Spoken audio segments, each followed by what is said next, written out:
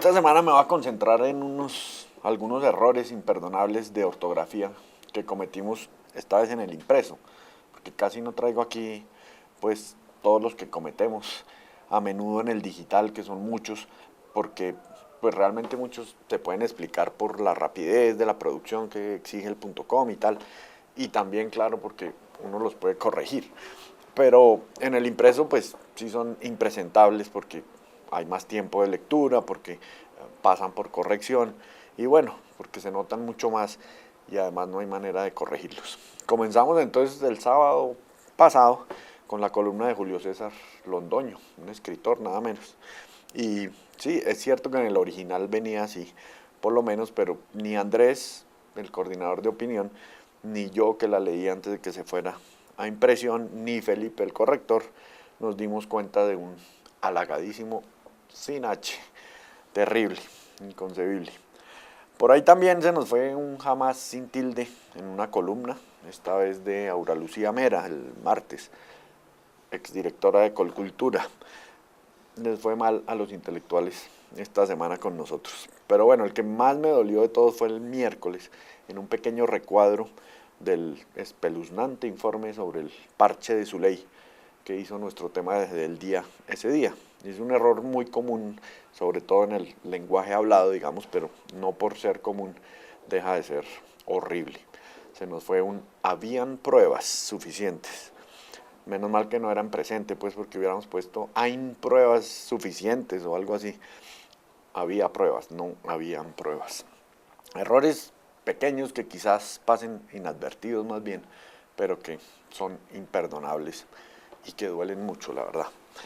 Pero también tuvimos ese miércoles uno muy visible, demasiado visible, un titular de la sección Vivir, que no solamente en diseño pegaron mucho las líneas y terminaron pegándose las de abajo con las de arriba, sino que además tiene un error de concordancia grave. Marinilla le gana la primera batalla a Napco. Primera batalla. Tremenda error. Todos estos errores competirían por la embarrada de la semana, como ven, pero tuvimos uno mucho mayor, mucho más grave, que se lleva de lejos el premio. Miércoles en la noche voy ya de regreso hacia la casa cuando recibo una llamada del ministro de Vivienda, Vargas Lleras, y me dice que la diligencia que estaba prevista para ese día con alias Martín Llanos no se había llevado a cabo y nosotros en el .com decíamos que ya nos había declarado durante 3 horas en contra del ministro, ni más ni menos. Llamé ahí mismo aquí a la redacción para que sacaran la nota mientras se confirmaba si efectivamente no se había producido la diligencia y efectivamente no se había producido, ya no se había negado a declarar. Eh, Muchas alarmas se nos prendieron ahí, por supuesto, alguien nos había metido los dedos en la boca y no solo a nosotros en realidad, porque fuimos muchos los medios que informamos exactamente lo mismo, de hecho no fuimos los primeros en hacerlo, y la verdad todavía no tengo claro del todo si fue que nos pegamos simplemente de lo que decía la radio o realmente hubo una fuente que nos metió los dedos en la boca. El hecho es que presentamos una información que era falsa y en un tema supremamente politizado. Es decir, alguien nos utilizó con el propósito de hacer daño, lo cual es muy preocupante. Ahí decidimos hacer pues una nota aclaratoria en el .com explicando que ya no se había negado a declarar, pero la embarrada tuvo un segundo capítulo. Ya pasado ese chaparrón esa noche, me entró la preocupación de que en el impreso no fuéramos a llevar la misma versión, de manera que llamé a Juan David, el editor judicial, y le dije que se asegurara que no fuera a salir. Ya adivinen qué, claro.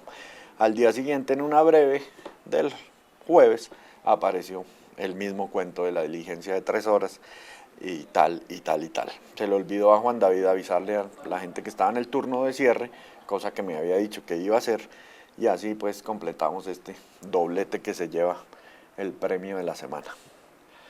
Bueno, de sus preguntas me dice José Vicente Guzmán. ¿Alguna vez han dejado de publicar algo por falta de pruebas y luego se arrepienten cuando lo ven publicado en otro medio? La verdad es que sí, eso pasa bastante.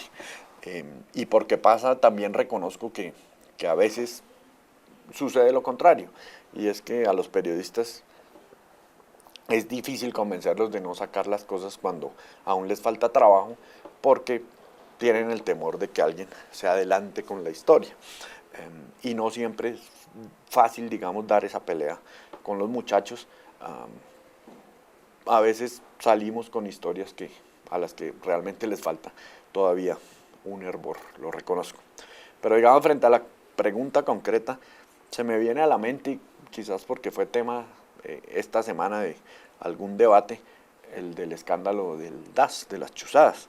No sé si vieron, a propósito de los 30 años de semana, que entraron ahí en una discusión la revista y la investigadora Claudia López, como en el debate pues, sobre quién había sacado las primeras denuncias por las chuzadas del DAS.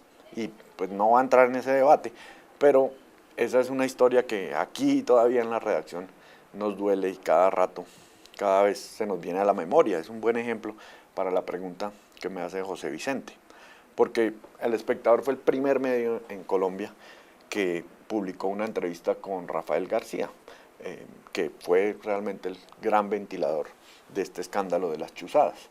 Fue una entrevista muy reveladora de lo que sería todo el escándalo, digamos, pero a la cual se le aplicó en su momento una especie de campana neumática, digamos, para que no se desarrollara el tema.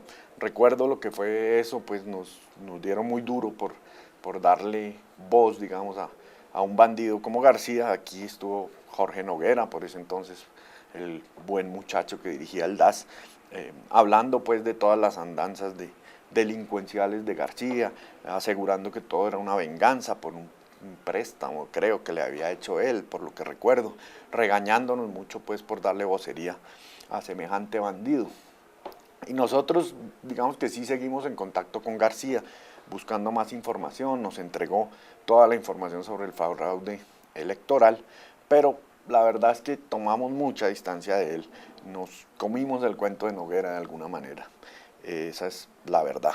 Semana pues fue mucho más atrevido, siguió la pista con más juicio y finalmente pues publicó el gran primer informe, aquel sobre el fraude en el Magdalena, y desde entonces digamos que lideró el tema de las chuzadas con todos los méritos. No fue nada fácil para ellos tampoco.